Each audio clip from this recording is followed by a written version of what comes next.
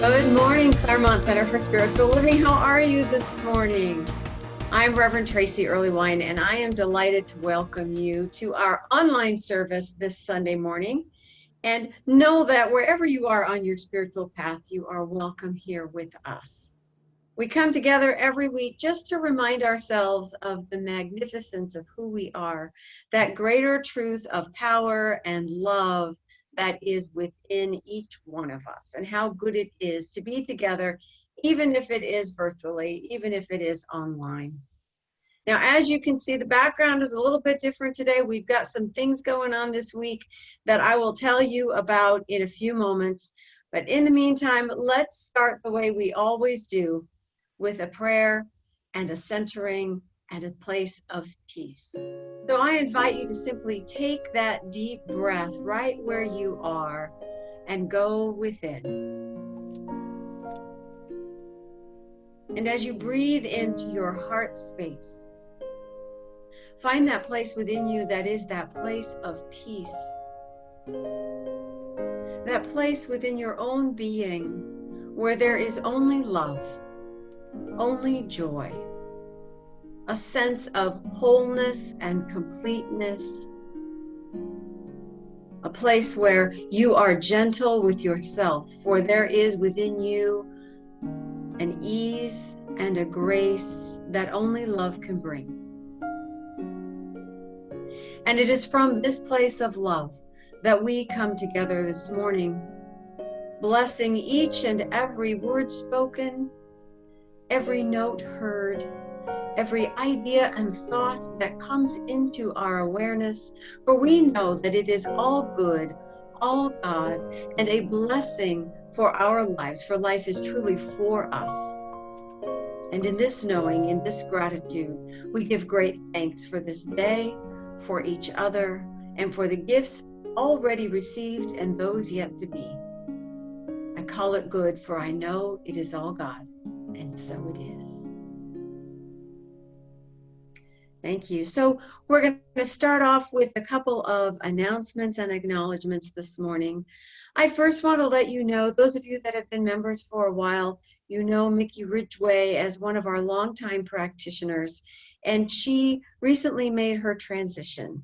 And I wanted to just send out a lot of love to her family, to her friends, and to take a moment just to appreciate who she was.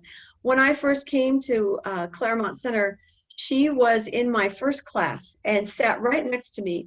And what I remember most is that she was always on principle, always had the spiritual perspective, and always had the sassy, irreverent way of expressing truth, which I truly appreciated. She was a woman with a heart of gold and a sense of humor, and truly lived her truth. So she is loved, she is missed.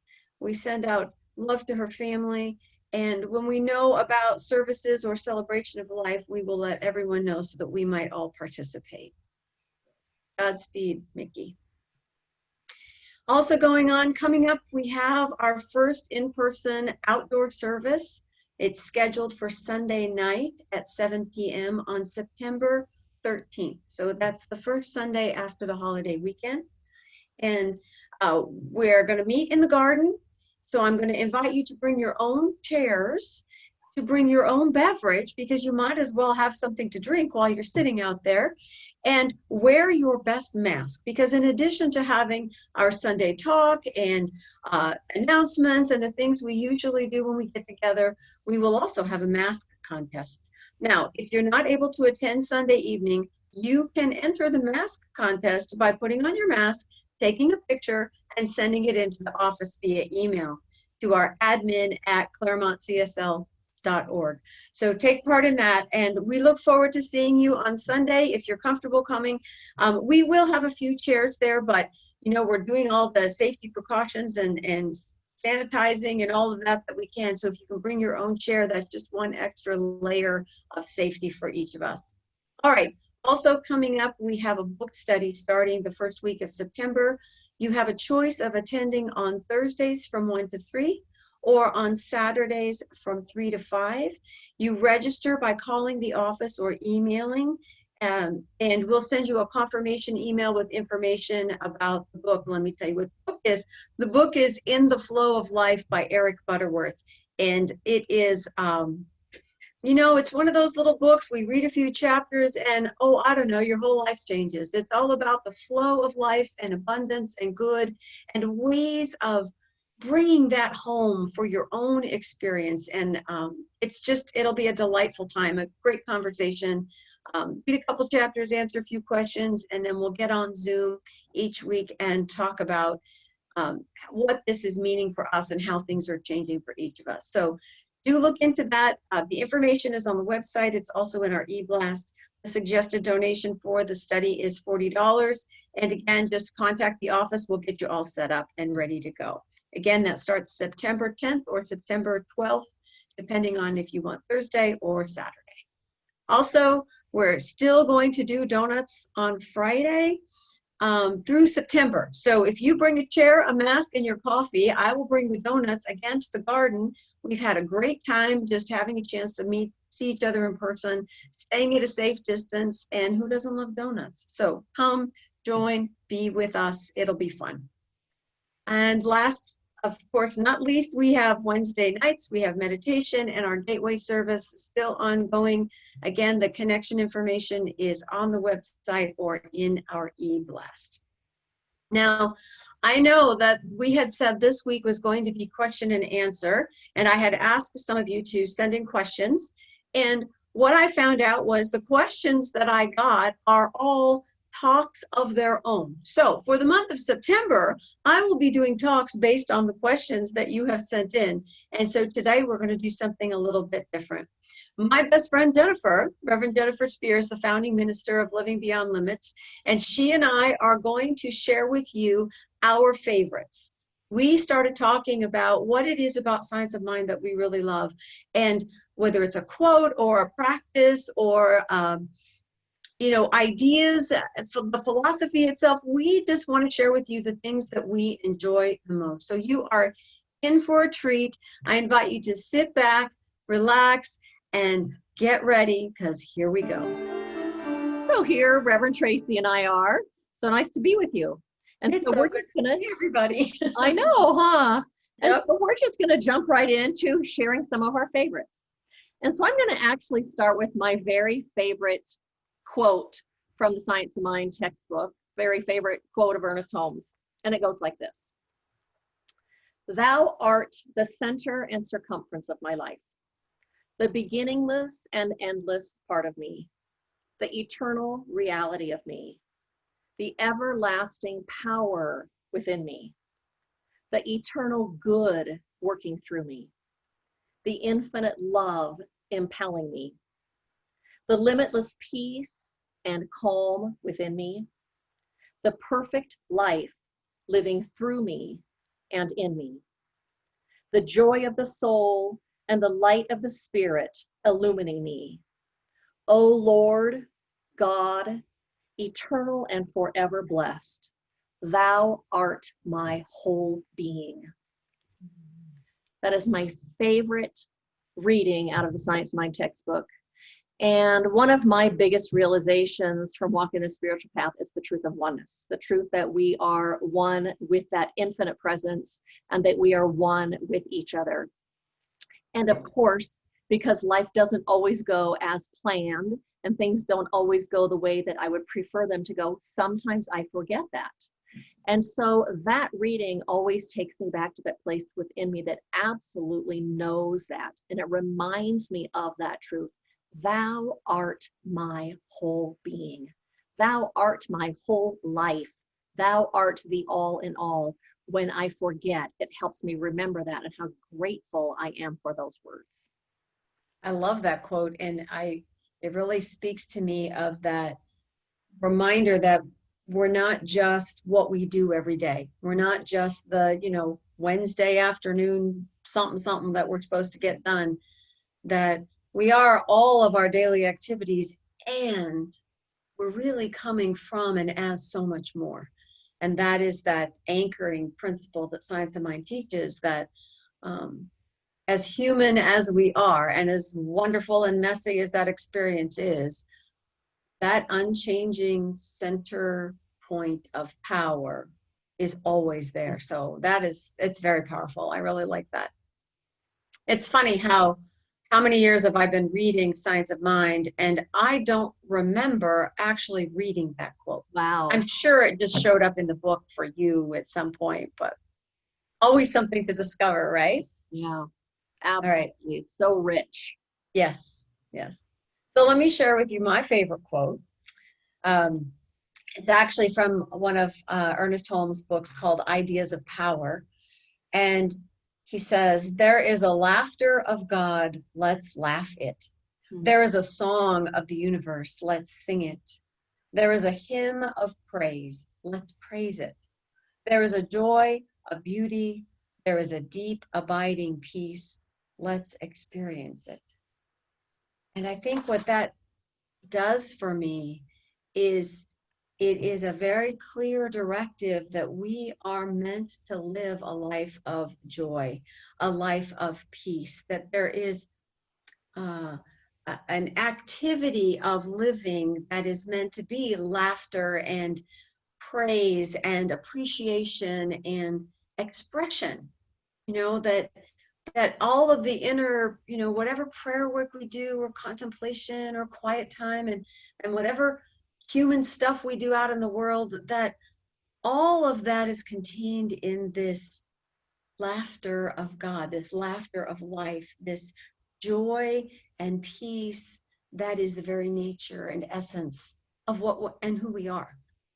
That's what that does for me. It just took the idea of spiritual out of the heavy, somber, obligatory, follow the rules aspect that I was raised with, and turned it into an expression of life, and it resonates with the truth of who I am. So it's a center point for me too. Nice, nice.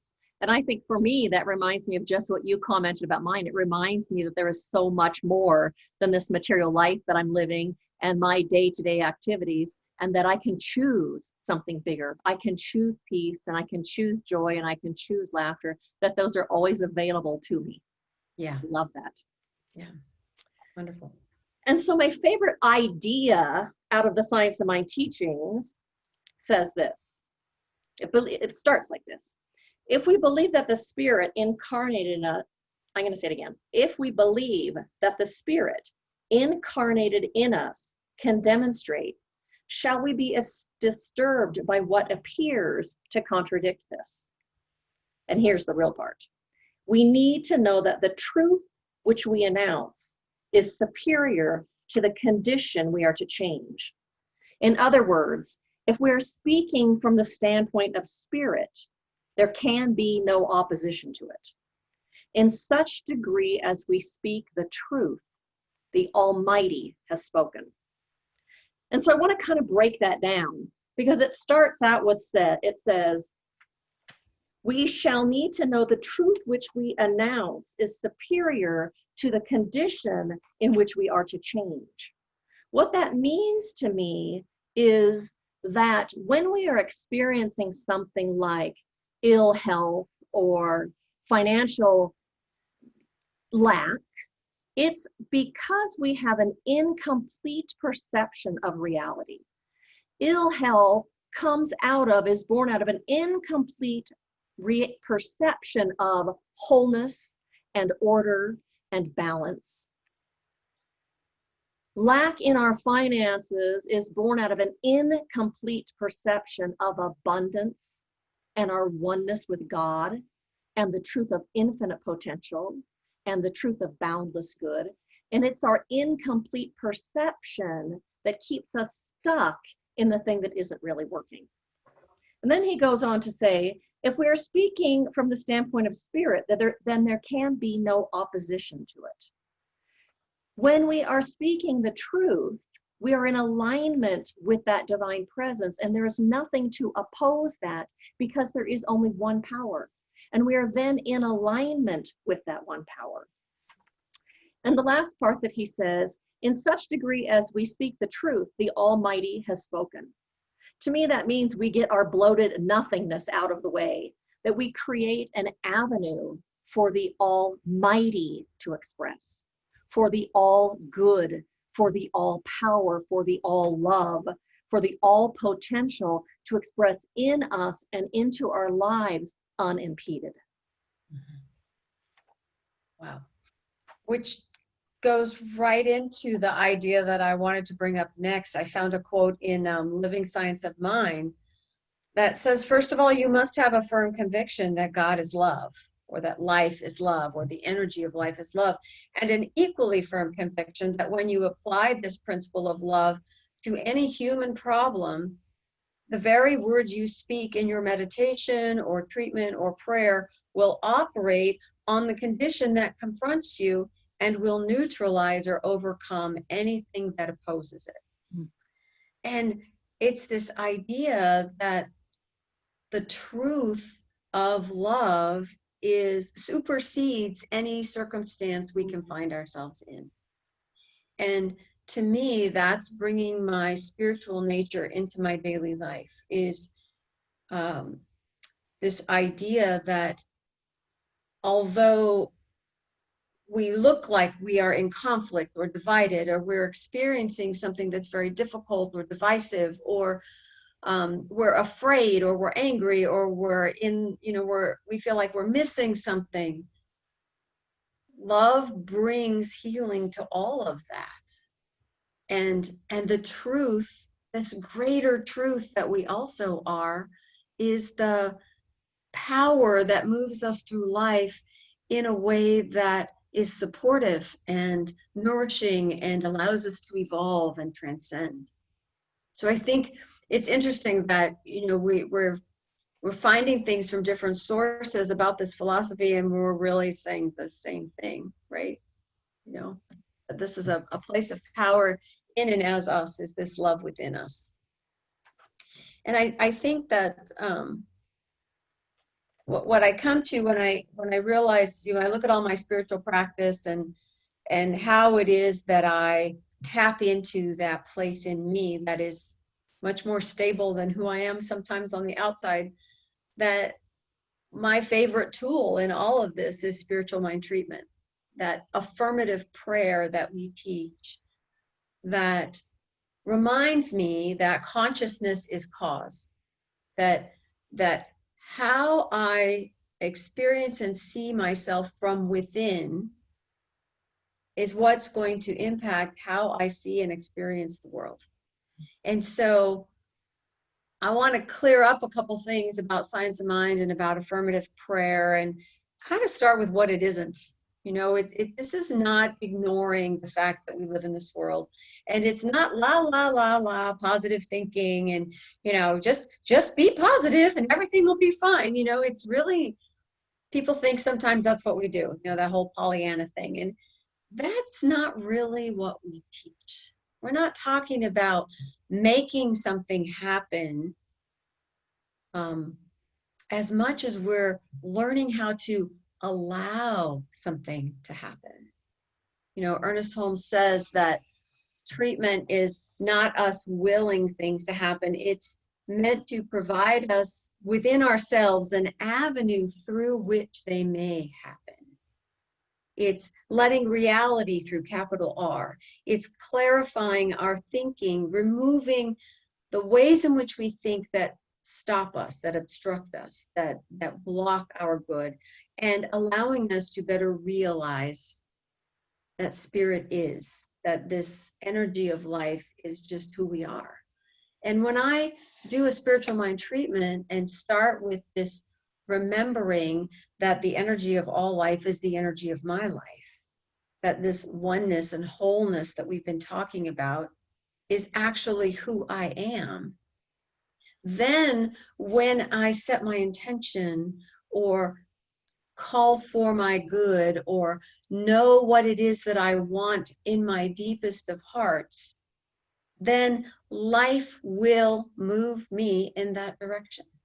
And the opportunities I need and the resources that are necessary will show up. And so this practice of doing spiritual mind treatment, of remembering the greater truth, remembering that that's who I am, and appreciating the good I have where I already have it. That is what opens the floodgates. That's what makes me an avenue for things to happen. So my practice is to pause and get centered and remember. It's a way of communing with the spiritual nature that I already am. Mm-hmm. It's not making me into something else. It's reminding me to appreciate what I already am. It's that wholeness that already is. And it creates that perspective, right?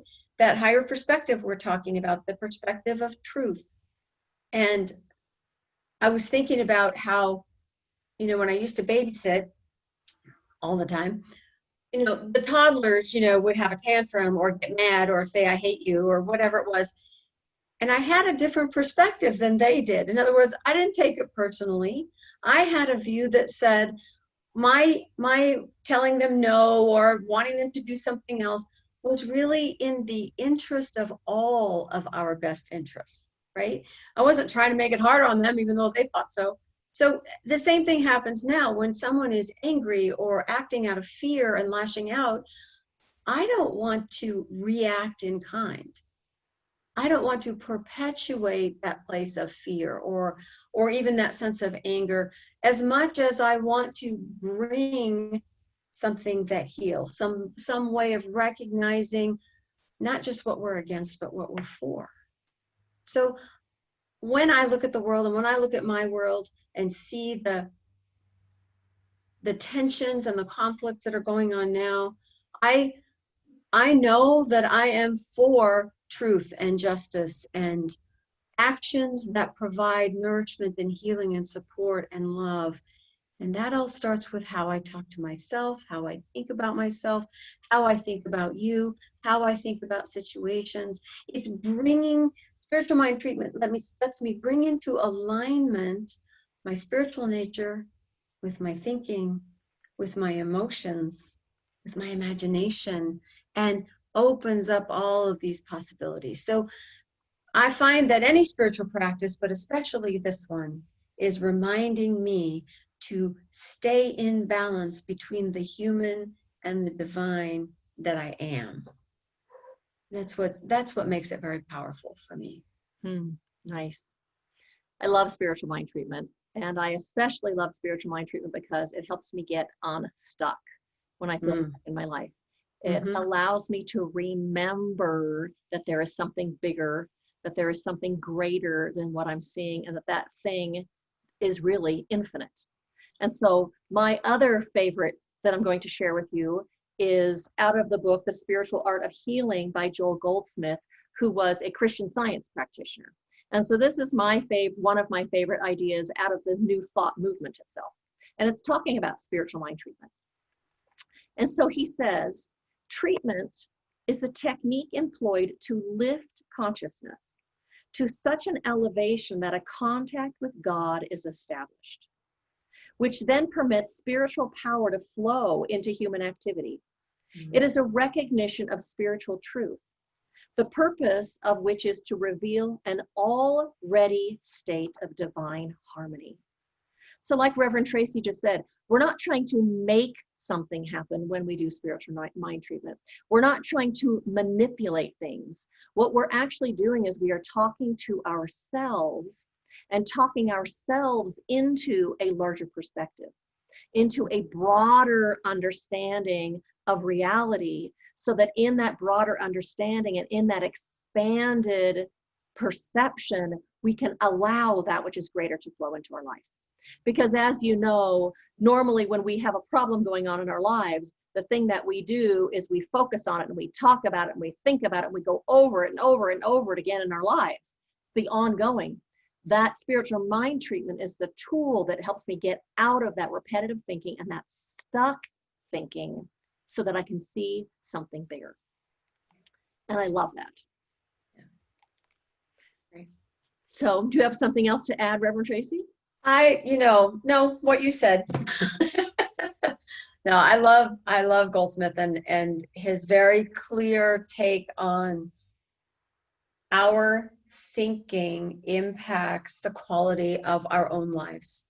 I mean, that's basically what we all teach. And so any tool that gets us to a place of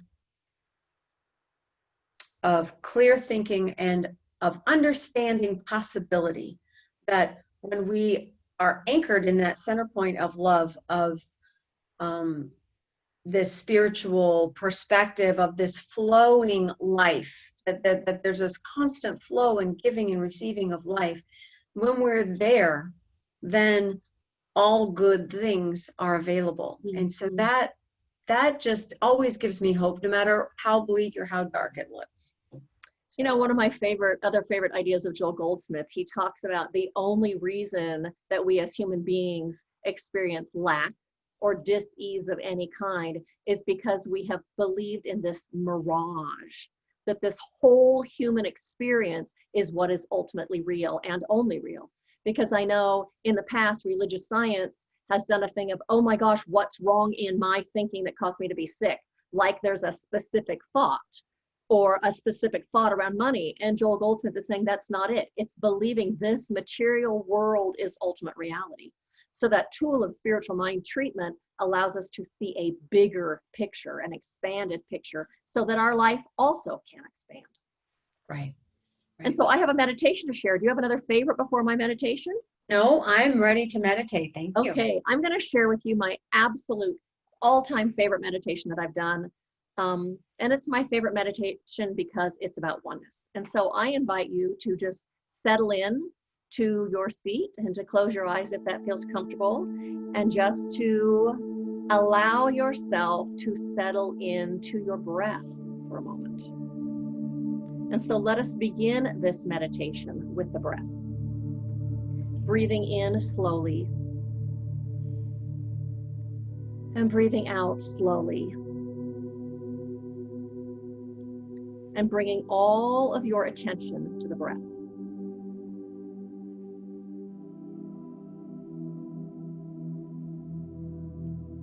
And to bring your attention to that space between the breath. Breathing in and being in that space before breathing out.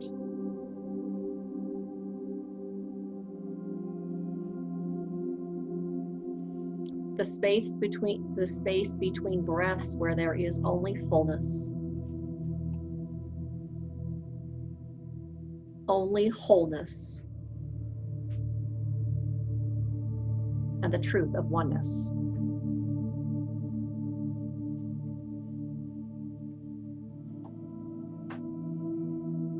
And now allow your consciousness to rise above your head, rising up to the ceiling of the room. And then beyond the walls and up into the sky.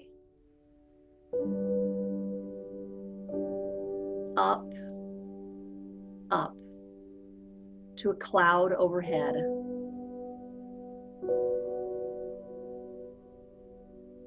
A cloud drifting through the night sky. The stars are out and the moon is shining so brightly, lighting up the landscape below for as far as your eyes can see. It is magical and so beautiful. And you are one with all of it.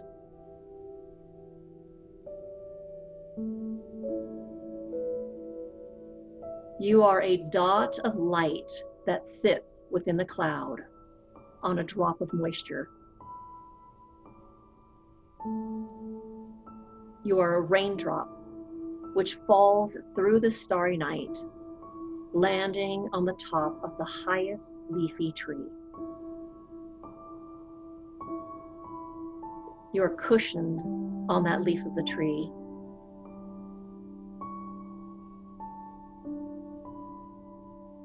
And now, slipping and sliding down that leaf onto a small branch,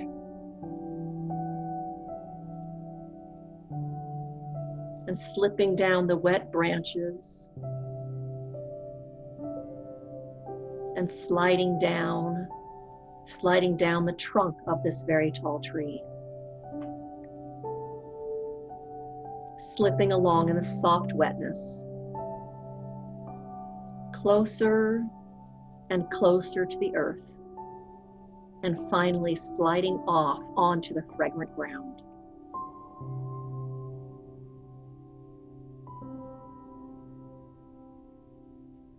There you slide along a little rivulet of water that finds its way down to a small stream.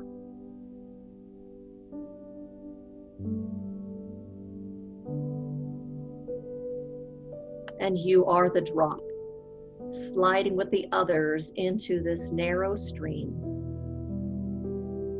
which becomes wider and gradually wider, flowing along, reflecting the moonlight above. One of many that make up this widening stream.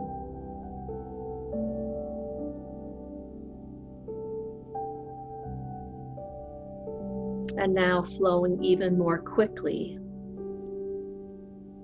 until you reach a large river. And you are swept along in this enormous body of water. The rapid current, one with the flow of all this rushing water, reflecting the moonlight. Riding along on your way out to open sea.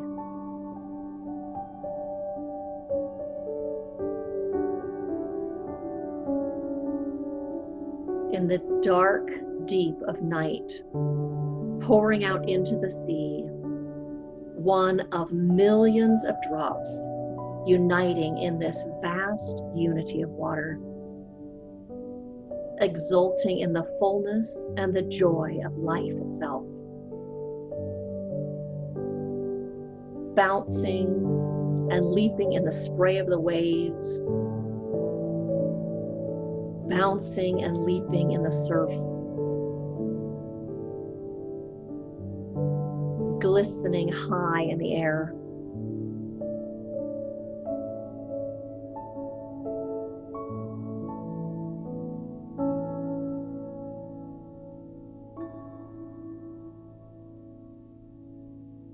Bouncing into spray until you are also one with the air.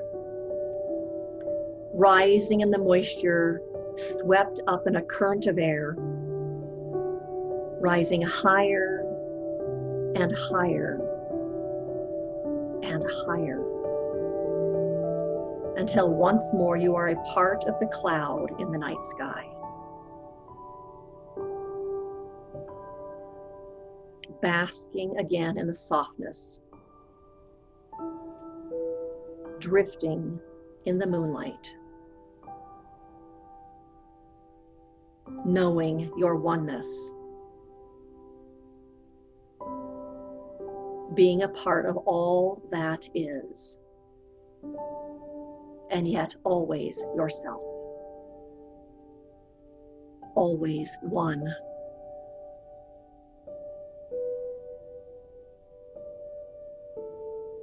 And so for a moment, we just move into the silence, knowing the infinite peace of this wondrous unity of all life.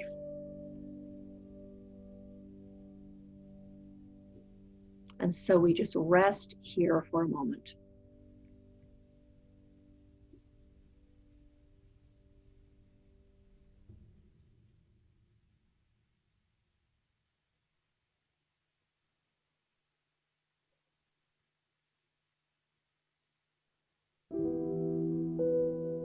And it is from this place of awareness of the oneness of all life that we affirm silently to ourselves, I am one with life. I am love expressing. am the wholeness that God is.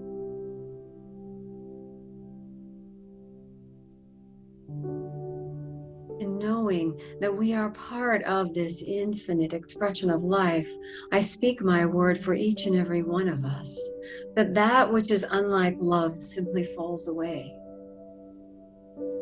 That anything that appears to be lack or conflict or fear is simply enveloped gently in the arms of love, so that it might rise above into that place of infinite truth, into the energy of all life. And each and every one of us becomes an avenue for the expression of life in its highest and best form. For the truth of life is that we are meant to live in joy. We are meant to experience the abundance of things, the abundance of love, the abundance of that connection with all beings, which nourishes and supports and lifts us up. I speak my word that the experience of life is ever expanding in each and every heart. That all that needs healing is revealed as part of the wholeness of life. That we are able to step into that greater yet to be that we are meant to be. And I am grateful for every step that brought each one of us to exactly this point in life. And grateful for the steps to come, which will continue to grow us, to transform and transcend that which has come before. For in this life, in this energy of spirit, in this allness of the all, there is good and more good. There is love and more love. There is a power within and without, which is the very nature of our being. And so grateful for all of the ways in which this power shows up in and as me. Grateful for the ways in which the love that I am is the connection I feel from one heart to the next, from one hand to the next, from one smile to the next. And holding this truth in my heart, I release any sense of struggle or strain or making things happen, and simply allow this flow to be the form of my daily life. Simply allowing myself to see and experience love wherever I look.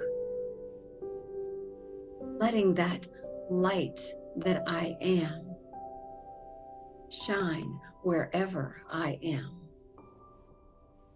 And reminding myself that life is good, that each and every heart is love in action, and that together we are this unified force called life that is all that spirit is. It's each one of us, uniquely beautiful, thriving, becoming whole and complete. I simply let this word go into law, for I know that it is in fact all God, all good. It can only be so. And so it is. So it is. So lovely being with you. I'm so glad you joined us for sharing our favorites with you, and we look forward to seeing you back here next week. Have a lovely week. In the meantime, blessings to you. Know that you are held in love and that you are held in our thoughts. Always. See you next week.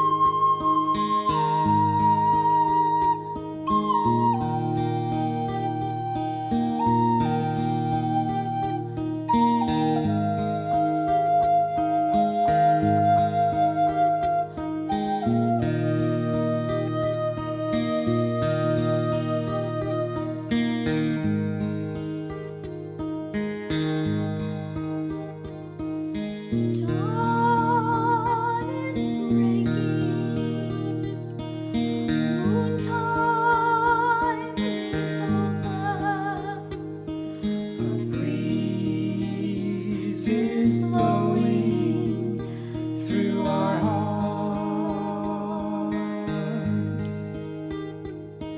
Circle of hands reach to the sky. Beams of love cascade down. We are dancing in the light. With new wings we take flight. We are dancing to be free, to be free.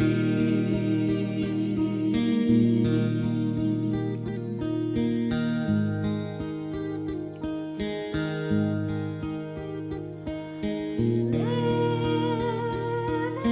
God, sharing one day with infinite wings of peace.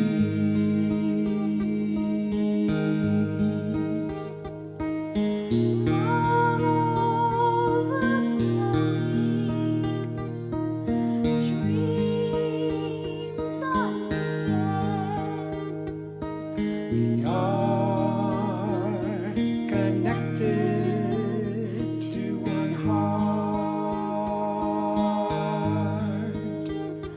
We are dancing in the light. With new wings we take flight.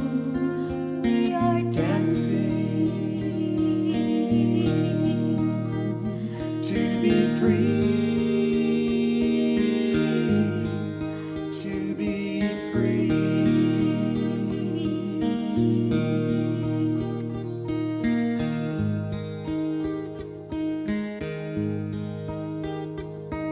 Gently cut lace the strings of our hearts. Every voice sings one name.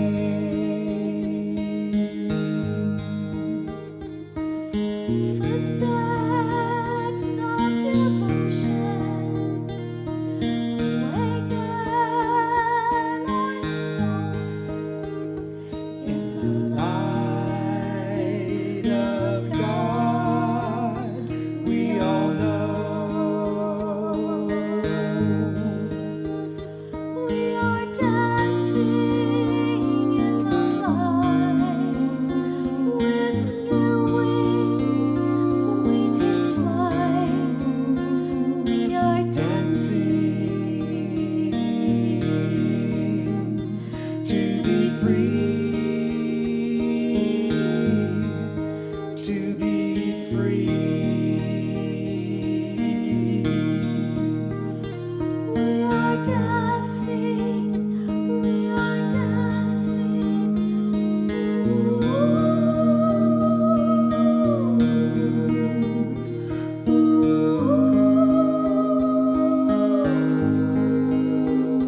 We are dancing, we are dancing in the light of God. We all know. We are dancing to be free, to be